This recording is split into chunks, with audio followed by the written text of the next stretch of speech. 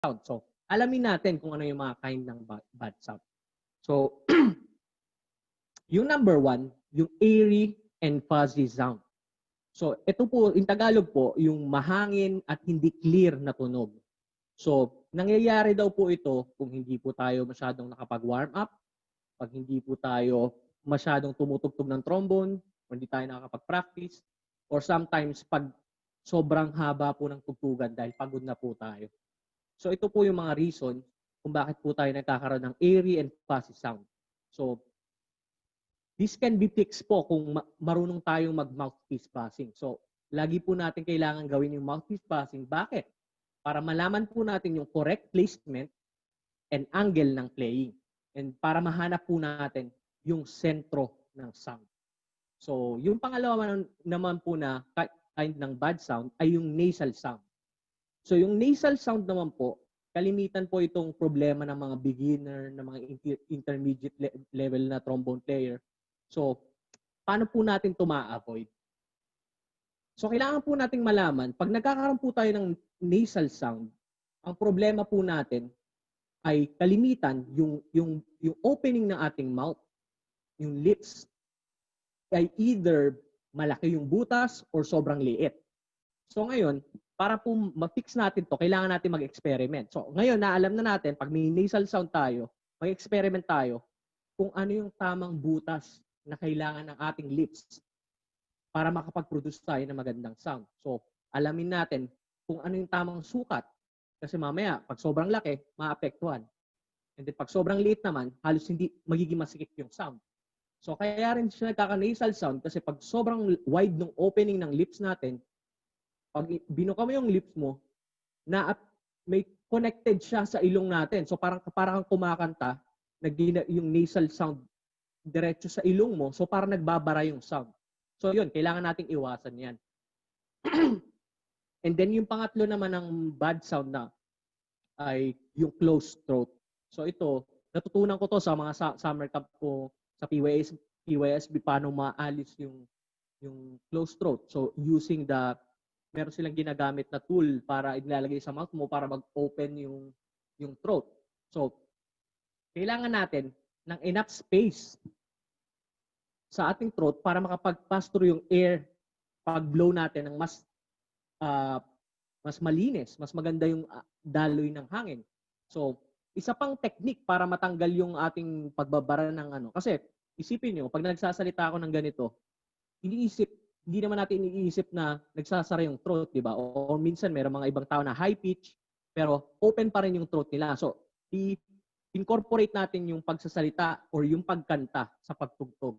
So kung meron kayong baradong so subukan kong i-close yung throat ko habang nagsasalita.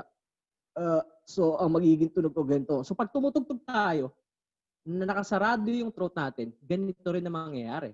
So ang technique para magawa natin ito, i-drop yung jaw and then say O. And then automatically, mag-o-open yung ating throat. So ayan yung pwede natin gawin kung mayroon tayong closed throat na problem. So yung next naman, biting while blowing. So yung parang kinakagat natin yung ngipin natin. So naka-close yung teeth habang tumutugtog tayo ng trombone. So meron akong mga na-encounter na ganito na mga bata na nakasarado yung ngipin pag tumutugtog. So kailangan nating iwasan to. Kasi hindi lang niya binablock yung hangin, nagkakaroon din siya ng problema. So parang nagiging problema niya yung closed throat and then yung nasal sound. So kaya pag nagbabite ka habang tumutugtog sa trombone, maraming konektado siya. So kaya ito kailangan nating maiwasan. So yung another one naman na problem ay yung too much tension or pressure. So kalimitan nangyayari itong too much tension or pressure pag tumutugtog tayo ng malakas or mahina.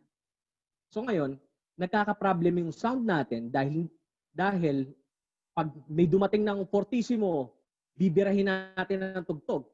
And then pag nakita natin naman ng pianissimo, bibirahin natin ng mahina. So, ang technique dito, kailangan natin practicein yung sound quality ng malakas.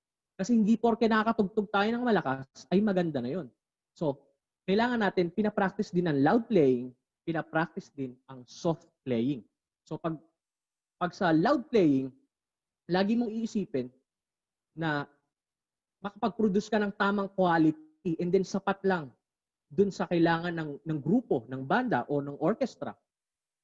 Hindi yung ino-overpower mo yung lahat ng taong kasama mo. So doon, nagkakaroon ng too much tension and pressure. So akala natin maganda yung sound pero sa totoo lang, hindi pala siya maganda. And sa soft playing naman, nagiging problema, nagiging ipit yung sound.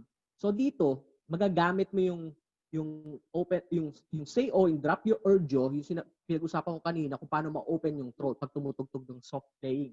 Or pwede rin yung kayong gumamit sa soft playing ng breath attacks. So ito makakatulong to na purong hangin lang ilalabas nyo pag mahina yung tutugtugin nyo.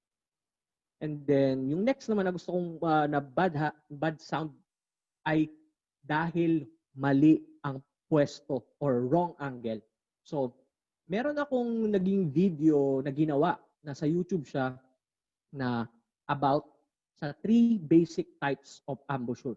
So merong 3 basic types of embouchure. So ito na kung meron kayong time, yung mga nanonood ngayon, kung meron kayong oras na panoorin to, napaka-importante nitong bagay na to, yung 3 basic types of embouchure. Kasi kailangan nyo makilala yung sarili nyo kung nasang type kayo, kung nasa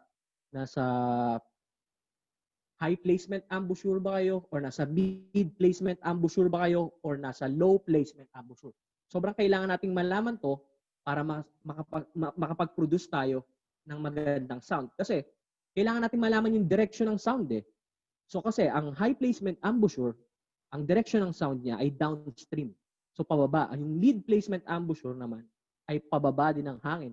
Pero pag ikaw ay low placement embouchure, ang hangin mo ay pataas.